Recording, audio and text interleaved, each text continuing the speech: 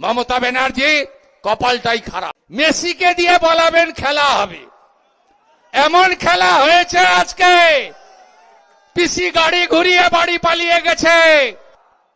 ভগবান বলছেন এবারে তোমাকে যেতে হবে, তোমার যাওয়ার সময় হলো, দাও বিদায়। কারণ মমতা ব্যানার্জি শেষ দুটো চোরকে ধরেছিলেন, সুজিত বোস আর অরূপ বিশ্বাস। মেসিকে দিয়ে বলাবেন খেলা হবে, এমন খেলা হয়েছে আজকে পিসি গাড়ি ঘুরিয়ে বাড়ি পালিয়ে গেছে।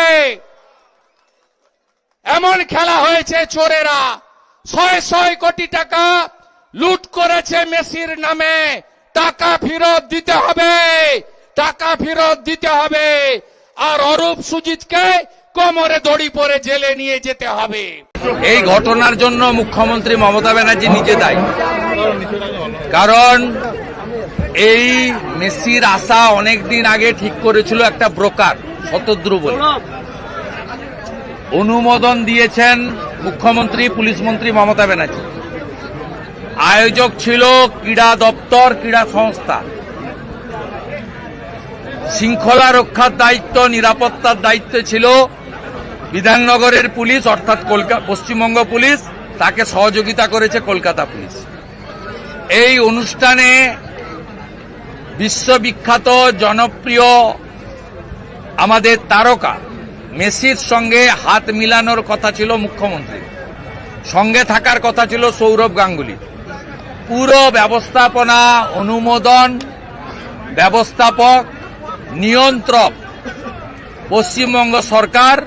পশ্চিমবঙ্গ সরকার মানেই মমতা ব্যানার্জি, বাকি সব ল্যাম্পপোস্ট, একটাই পোস্ট।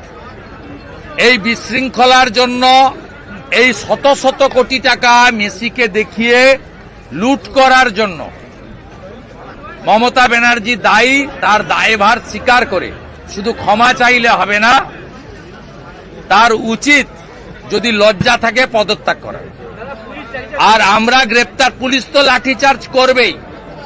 পুলিশ এই যে ইয়াং ছেলেদের যে ইমোশন, আবেগ, এই ইয়াং ছেলেরা তারা সেখানে নিজের গচ্ছিত অর্থ 15,000 20,000 টাকা দিয়ে টিকিট কিনেছেন।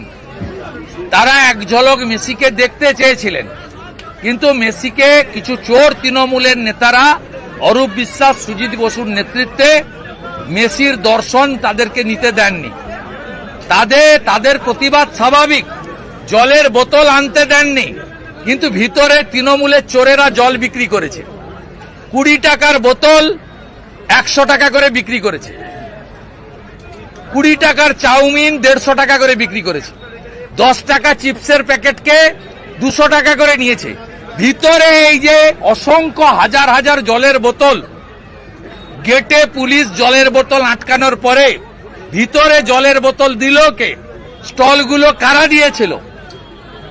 কোন কোন অরূপ আর সুজিতের লোকেরা এই 20 টাকার জলের বোতল 150 টাকা করে বেচল?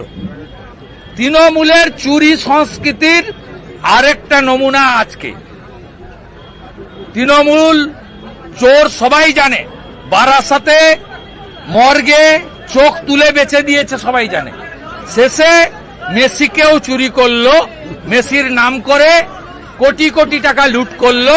গোটা ভারতবর্ষ এবং পৃথিবী দেখলো। মেসি এলে ইন্টারন্যাশনাল খবর হয়। এবং আমি আজকে বলছি যে মমতা ব্যানার্জি আমাদের মহাকুম্ভকে নিয়ে ব্যঙ্গ করেছিলেন। 66 কোটি লোক 45 দিন ধরে স্নান করেছেন। সেখানে একদিন একটা ইনসিডেন্ট ঘটেছে দুঃখজনক, তাকে নিয়ে উনি ব্যঙ্গ করেছিলেন। বিধানসভায় দাঁড়িয়ে বলেছিলেন মহাকুম্ভ নয় মৃত্যুকুম্ভ। আজকে মমতা ব্যানার্জিকে বলবো, হায়দ্রাবাদে বিকালে অনুষ্ঠান হয়েছে, তিনি একটু দেখে আসুন। আগামীকাল দিল্লি মুম্বাইতে হবে, একটু দেখে আসুন। আসল কথা, এত পাপ করেছে, মেসিকে দিয়ে খেলা হবে বলাতে গেছিল, উল্টো খেলা হয়ে গেছে।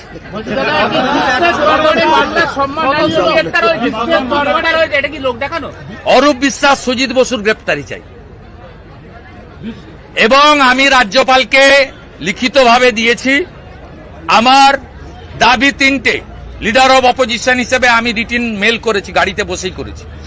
1 নম্বর দাবি হচ্ছে সবার টিকিটের দাম ফেরাতে হবে। 2 নম্বর দাবি হচ্ছে শুধু শতদ্রু নয়, অরূপ বিশ্বাস এবং সুজিত বসুকে মন্ত্রিসভা থেকে বরখাস্ত এবং আইনি পদক্ষেপ নিতে হবে। তৃতীয় হচ্ছে মমতার কালীঘাটের পাড়ার ইনকোয়ারি চলবে না। কালীঘাটের পাড়ার লোককে দিয়ে ইনকোয়ারি বসিয়েছে, নাম বলছি না আমি। সিটিং জাজকে দিয়ে সিট বানিয়ে কলকাতা পুলিশকে বাইরে রেখে ইনভেস্টিগেশন করতে হবে। এবং আপনি নিশ্চিন্ত থাকুন, যা ব্যবস্থা নেওয়ার দরকার আমি নেব। প্রতারিত দর্শকদের পাশে বিজেপি এবং ভারত বিরোধী দলনেতা আছে।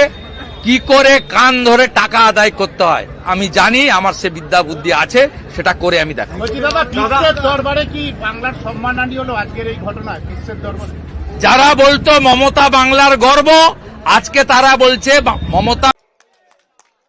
আর টাকা যদি না দেয়, মেসিকে তো দেখতে পেলেন না, মাসির বাড়ি কালীঘাটে যান, গিয়ে টাকা আদায় করুন।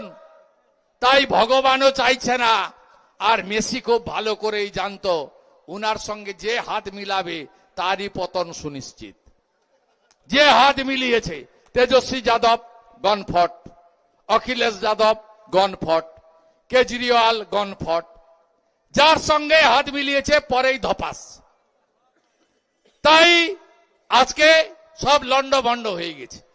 আপনারা সবাই মিলে আমাদের ভারতীয় জনতা পার্টিকে জেতাতে হবে। আমি আপনাদের কাছে অনুরোধ করব, আপনারা নিজের বুথকে শক্তিশালী করুন। মমতা ব্যানার্জি বলেন ধর্ম যার যার, রক্ষা কর উৎসব তার, উৎসব সবার। আমি বলি ধর্ম যার যার, রক্ষা করার দায়িত্ব তার তার। এ লড়াই বাঁচার লড়াই। প্রার্থী দেখবেন না, সব প্রার্থী দেখবেন না নিচে পদ্ম, উপরে নরেন্দ্র মোদী, মাঝখানে গেরুয়া ঝান্ডা। জয় শ্রীরামের ধ্বনি তুলুন, হর হর মহাদেবের ধ্বনি তুলুন, জয় হরিবোল তুলুন, হরে কৃষ্ণ মন্ত্র উচ্চারণ করুন।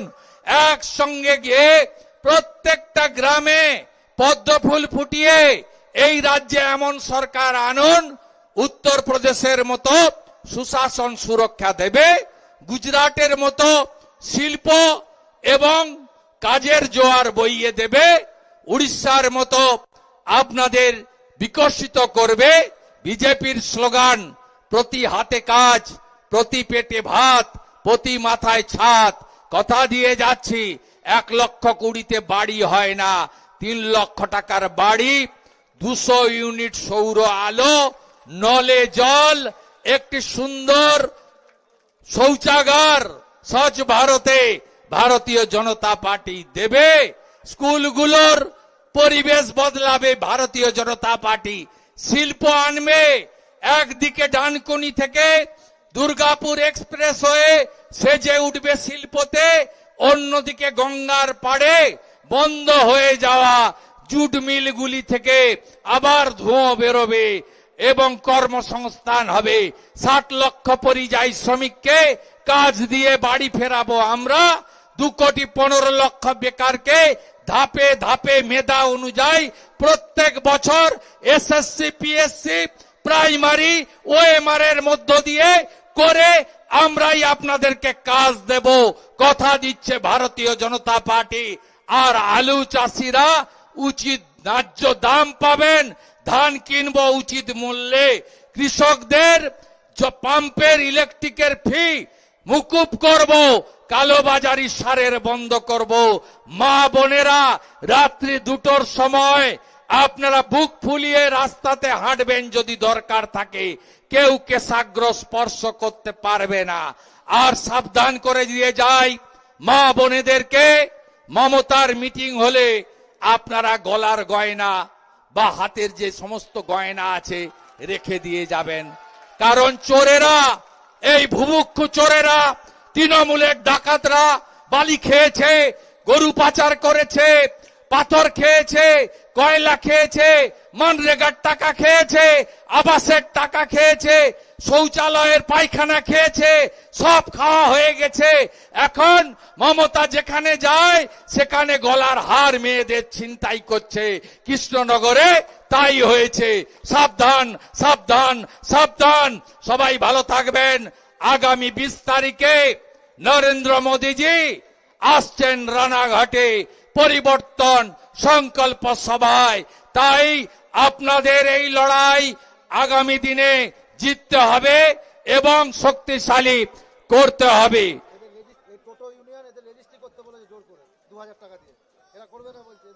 আপনারা টোটো মমতা চাঁদা নিচ্ছে 1645 টাকা করে, একজনও দেবেন না, আমি গ্যারেন্টার থাকলাম। একজনও দেবেন না টাকা, পেটের টানে করেন। আমি বহুবার বলেছি এখানে তৃণমূলের লোকেরা আপনাদের কাছ থেকে টাকা তুলছে, এমনকি শোরুমে 15,000 টাকা দিতে হচ্ছে। কেউ টাকা দেবেন না। আর যদি টাকা দেন, ভারতীয় জনতা পার্টির সরকার এলে টাকা ফেরতও আমরা করিয়ে দেব, যারা দিয়ে ফেলেছেন। আজকের পরে টাকা দেবেন না। আর যদি আপনাদেরকে বাধা দেয় পুলিশ বা তৃণমূল, মন্ডল সভাপতিদের কাছে আমার হোয়াটসঅ্যাপ নাম্বার আছে, আমাকে পাঠাবেন, আমি ব্যবস্থা নেব। আর প্রয়োজনে আসবো আপনাদের কাছে। আপনাদের কেশাগ্রহ কেউ স্পর্শ করতে পারবেন না। সবাই খুব ভালো থাকবেন, সবাই খুব ভালো থাকবেন। আরো ভালো ভালো খবর দেখতে সাবস্ক্রাইব করুন। আর আমার শরণার্থীরা চিন্তা করবেন না। বাংলা হান্টের আরো খবর দেখতে নজর রাখুন। বাংলা খবর মানেই বাংলা হান্ট।